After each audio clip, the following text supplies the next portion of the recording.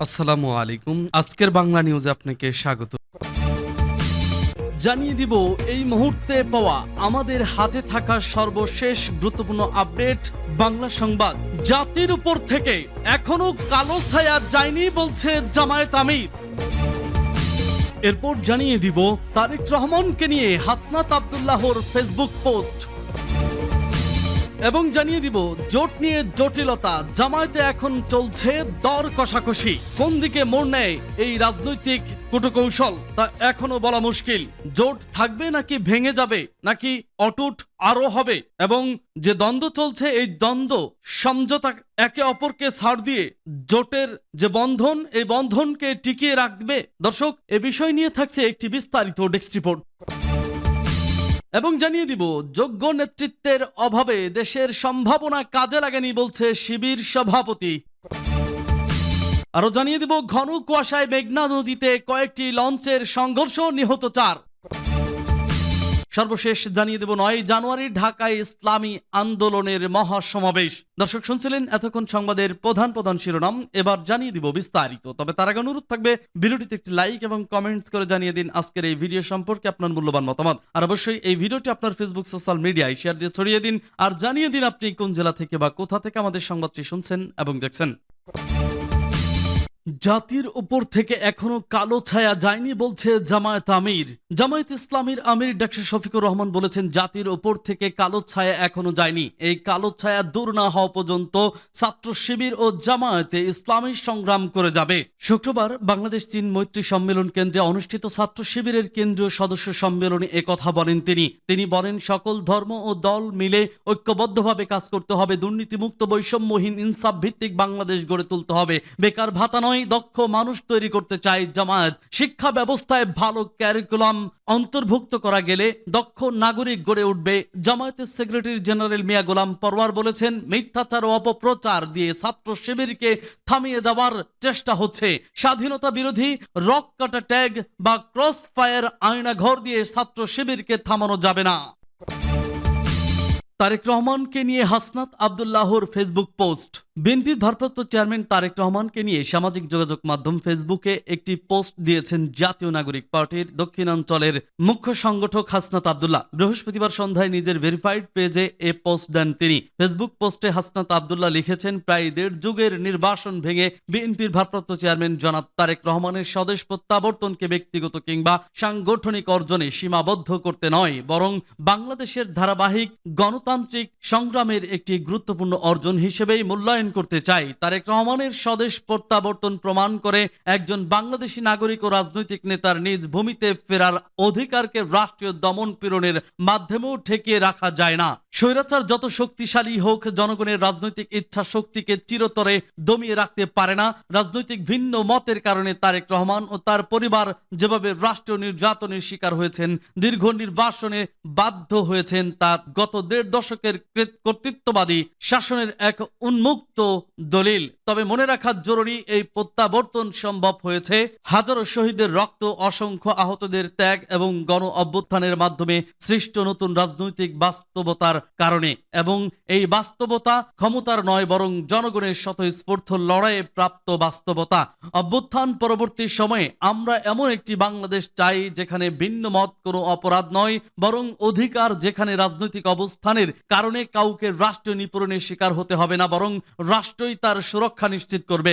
নতুন বাংলাদেশ গণতন্ত্র শুধু নির্বাচনের বেড়াজালে আবদ্ধ থাকবে না, বরং গণতন্ত্র হয়ে উঠবে মত প্রকাশের স্বাধীনতা, সংগঠিত হওয়ার অধিকার এবং রাজনৈতিক প্রতিযোগিতার ন্যায্য পরিবেশ নিশ্চিত করার সংজ্ঞা। বিগত 1.5 দশকের অবরুদ্ধ রাজনৈতিক পরিসর ভেঙে আজ আমরা যে মুক্ত বাংলাদেশের পথে হাঁটছি, সেখানে আইনের শাসন আর রাজনৈতিক অধিকার নিশ্চিত করাই আমাদের মূল লড়াই। এই লড়াই যেন কোনো ব্যক্তি বা দলের মাঝে সীমাবদ্ধ না থাকে এবং জনগণের সার্বভৌমত্ব যেন পূর্ণ প্রতিষ্ঠা পায়, সেটা নিশ্চিত করাও প্রত্যেকটি রাজনীতিবিদদের দায়িত্ব। জোট নিয়ে জটিলতা, জামায়াতে এখনো চলছে দর কষাকষি। আসন সমঝোতা নিয়ে জটিলতায় পড়েছে বাংলাদেশ জামায়াতে ইসলামী আন্দোলন সহ ৮ দলের মধ্যে কে কোন আসনে প্রার্থী হবে এ প্রশ্নে মত পার্থক্যের কারণে আলোচনা এগোচ্ছে ধীর গতিতে। শরিক দলগুলোর বড় অঙ্কের আসন দাবি এই অচল অবস্থার মূল কারণ বলে জানা গেছে। তবে দর কষাকষি শেষ পর্যায়ে রয়েছে বলে শীর্ষ নেতাদের সঙ্গে কথা বলে জানা গেছে। নির্ভরযোগ্য সূত্রে জানা গেছে ৯ থেকে ২২ ডিসেম্বর পর্যন্ত ৩টি বিভাগের আসন নিয়ে আলোচনা হয়েছে। বৈঠক শেষে বরাবরের মতোই বলা হয়েছে ২-৩ দিনের মধ্যে সমাধান হবে। বাস্তবে এখনো সিদ্ধান্ত থেকে অনেক দূরে ৮ দলগুলোর শীর্ষ নেতাদের সঙ্গে কথা বলে জানা গেছে ৮ দলের মধ্যে জামায়াতে ইসলামী বাদে দ্বিতীয় অবস্থানে রয়েছে ইসলামী আন্দোলন বাংলাদেশ। দলটি শতাধিক আসন চাইছে। এছাড়া বাংলাদেশ খেলাফত মজলিস ৫০টি আসন চাইলেও শীর্ষ নেতাদের কমপক্ষে ২০টি দিতে হবে বলে জানা গেছে। একই অবস্থানে খেলাফত মজলিসও তারাও শীর্ষ নেতা সহ ২০টি আসন দাবি করেছে। খেলাফত আন্দোলন ২০টি, নিজামে ইসলাম ১৫টি আসন দাবি করেছে। জাতীয় গণতান্ত্রিক পার্টি ৬টি আসন চাইলেও আসন সমঝোতায় ৮ দলের শীর্ষ নেতাদের ওপর ছেড়ে দিয়েছে। বাংলাদেশ ডেভেলপমেন্ট পার্টি বিডিপি ৫টি আসন চাইলেও দলের শীর্ষ ২ নেতাকে মনোনয়ন দেওয়ার সম্ভাবনা রয়েছে। এরই মধ্যে ময়মনসিংহ ৯ আসনের BDP chairman advocate Anwarul Islam চানের মনোনয়ন চূড়ান্ত করা হয়েছে। শীর্ষ নেতারাও আরও জানান প্রতিটি দলই বেশি করে আসনের চাহিদা জানিয়েছে। আলোচনার পর এর সমাধান হবে। সর্বোচ্চ ৮ থেকে ১০টি আসন নিয়ে একটু সমস্যা সৃষ্টি হতে পারে, তবে সব দলের মধ্যেই সর্বোচ্চ ছাড় দেওয়ার মানসিকতা রয়েছে। এজন্য শেষ পর্যন্ত কোনো ধরনের সমস্যা হবে না বলে তারা জানিয়েছেন। ইসলামী আন্দোলন বাংলাদেশের যুগ্ম মহাসচিব মাওলানা গাজী আতাউর রহমান বলেন, রাজনীতিতে শেষ কথা বলে কিছু নেই। আমরা একটি ফর্মুলায় অগ্রসর হচ্ছি, যেখানে যার অবস্থান ভালো, সাংগঠনিক শক্তি ও প্রার্থীর ইমেজ বিবেচনায় আমরা সেখানে তাকেই প্রাধান্য দেব, তিনি যে দলেরই হন না কেন। এক প্রশ্নের জবাবে তিনি বলেন, এখন চূড়ান্ত পর্যায়ে রয়েছে, শিগগিরই ৮ দলের সমঝোতার প্রার্থী ঘোষণা হবে। জামায়াতের নেতারা জানান সংখ্যা দিয়ে আসন বন্টন হবে না, বরং আসন ধরে প্রার্থী বাছাই হবে। তবে জোটের শীর্ষ নেতারা প্রাধান্য পাবেন। তারা জানান যেসব আসনে সমঝোতায় প্রার্থী ঘোষণা করা হবে সেখান থেকে প্রার্থী প্রত্যাহার করবে জামায়াতে ইসলামী সহকারী সেক্রেটারি ডক্টর হামিদুর রহমান আজাদ বলেন, কতটা আসন কে নেবেন, কে পাবেন এটা মুখ্য হবে না। মুখ্য টার্গেট হচ্ছে আমরা যাকে যেখানে দিলে তিনি পাশ করবেন, বিজয়ী হবেন, সে ব্যক্তি সে দল সেখানে অগ্রাধিকার পাবে। যে দলের যেখানে অবস্থা ভালো আমরা সে দলকে সেখানেই দেব এবং এক দল একটা আসনেরই থাকবে, বাকিরা আমরা তাকে সহযোগিতা করব। তিনি বলেন, আগামী সপ্তাহের প্রথম দিকে ৮ দলের প্রাথমিক প্রার্থী ঘোষণা হতে পারে। যে দলের প্রার্থী দেওয়া হবে তাকে জয় করার জন্য সবাই মাঠে থাকবে। জানা গেছে ৮ দলের লিয়াজো কমিটি আগামী ২-১ দিনের মধ্যেই প্রাথমিক প্রার্থী তালিকা চূড়ান্ত করবে। বৃহত্তর ইসলামী ঐক্যের স্বার্থে সব দলই সর্বোচ্চ ছাড় দেওয়ার মানসিকতা দেখাচ্ছে বলে জোটের একাধিক সূত্র নিশ্চিত করেছে। যোগ্য নেতৃত্বের অভাবে দেশের সম্ভাবনা কাজে লাগেনি বলছে শিবির সভাপতি। বাংলাদেশ ইসলামী ছাত্র শিবিরের কেন্দ্রীয় সভাপতি জাহিদুল ইসলাম বলেছেন, যোগ্য নেতৃত্বের অভাবে বাংলাদেশের বিপুল সম্ভাবনা আজও বাস্তবায়িত হয়নি। বেকারত্ব, মাদক ও নৈতিক অবক্ষয় সমাজকে ধ্বংসের দ্বারপ্রান্তে নিয়ে গেছে। এই সংকটকালে ছাত্র শিবির চরিত্র গঠন ও সৃজনশীলতার মাধ্যমে ছাত্র সমাজকে নতুন জাগরণের পথে এগিয়ে নিতে কাজ করছে। শুক্রবার রাজধানীর বাংলাদেশ চীন মৈত্রী সম্মেলন কেন্দ্রে বাংলাদেশের ইসলামী ছাত্র শিবিরের কেন্দ্রীয় সদস্য সম্মেলন ২০২৫ এর সভাপতি বক্তব্যে তিনি এসব কথা বলেন।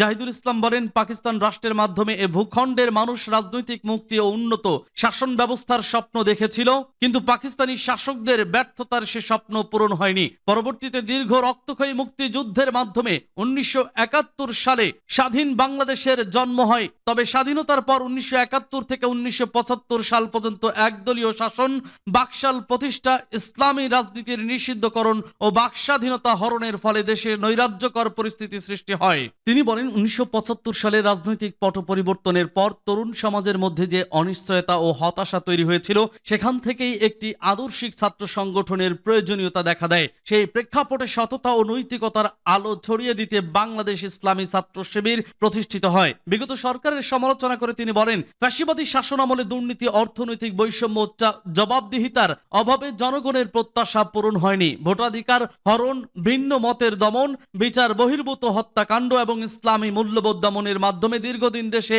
ভয়ের পরিবেশ তৈরি করা হয়েছিল। পরিকল্পিতভাবে ইসলামী ছাত্র শিবিরকে ডিহিউম্যানিটাইজেশন এর শিকার করা হয় বলেও অভিযোগ করেন তিনি বলেন, ২০১৩ সালে শাহবাগে কেন্দ্র করে তথাকথিত যুদ্ধাপরাধ বিচারের নামে দমন-পীড়ন চালানো হয়। হেফাজতে ইসলামের কর্মীদের ওপর কঠোর নিপীড়ন চালানো হয় এবং দাড়ি টুপি পরাকে জঙ্গিবাদের প্রতীক বানানো হয়। 2024 সালের জুলাই গণ অভ্যুত্থানের প্রসঙ্গ তুলে ধরে জাহিদুল ইসলাম বলেন, তরুণদের আত্মত্যাগ ও শাহাদাতের আকাঙ্ক্ষা জাতির মধ্যে নতুন আদর্শিক জাগরণ সৃষ্টি করেছে। এই জাগরণ সাহসিকতা ও আল্লাহর ওপর পূর্ণ আস্থার শিক্ষা দিয়েছে। ঘন কুয়াশায় মেঘনা নদীতে কয়েকটি লঞ্চের সংঘর্ষ, নিহত 4। ঢাকা চাঁদপুর বরিশাল ভোলা নৌ রুটে ঘন কুয়াশার কারণে মেঘনায় কয়েকটি লঞ্চের সংঘর্ষের ঘটনা ঘটেছে। এরই মধ্যে একটি দুর্ঘটনায় অন্তত 4 জন নিহত হওয়ার খবর পাওয়া গেছে। নিহতের সংখ্যা আরও বাড়তে পারে বলে আশঙ্কা করা হচ্ছে। এর রিপোর্ট লেখা পর্যন্ত ভোলার চরফ্যাশন উপজেলার দোলারহাট থানার ভারপ্রাপ্ত কর্মকর্তা মিজানুর রহমান জানান, দুর্ঘটনায় 4 জন মারা গেছেন। এদের মধ্যে একজন ভোলার বাসিন্দা। জানা গেছে দুর্ঘটনায় লঞ্চে একজন মারা যান। অন্য আহতদের নিয়ে লঞ্চটি ঢাকা যাওয়ার পথে বাকি 3 জন মারা যান। এর আগে বৃহস্পতিবার দিনগত গভীর রাতে চাঁদপুরের হরিণা এলাকায় ঢাকাগামী জাকির সম্রাট 3 লঞ্চের সঙ্গে ঝালকাঠিগামী অ্যাডভেঞ্চার 9 লঞ্চের সংঘর্ষের ঘটনা ঘটে। এই দুর্ঘটনায় এখন পর্যন্ত অন্তত 4 জন নিহত হওয়ার খবর পাওয়া গেছে।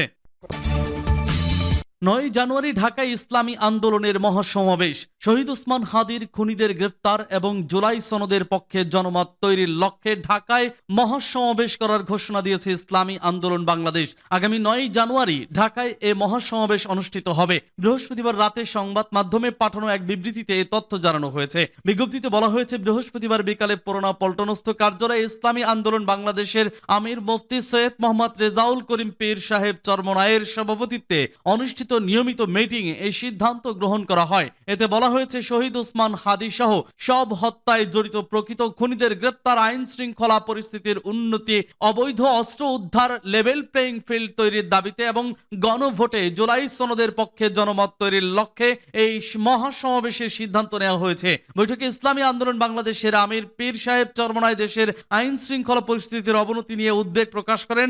ওসমান হাদি হত্যার সঙ্গে সম্পৃক্ত অপরাধীদের এখনো আইনের আওতায় আনতে না পারার ব্যর্থতা নিয়ে উৎসাহ প্রকাশ করেন। বৈঠকে ইসলামী আন্দোলন বাংলাদেশের মহাসচিব অধ্যক্ষ হাফেজ মাওলানা ইউনুস আহমদ, সহকারী মহাসচিব মাওলানা গাজী আতাউর রহমান, ইঞ্জিনিয়ার আশরাফুল আলম, মাওলানা শেখ ফজলে বারি মাসুদ, সহকারী মহাসচিব কে এম আতিকুর রহমান, সাংগঠনিক সম্পাদক শাহ ইফতেখার তারিক সহ কেন্দ্রীয় নেতৃবৃন্দ উপস্থিত ছিলেন।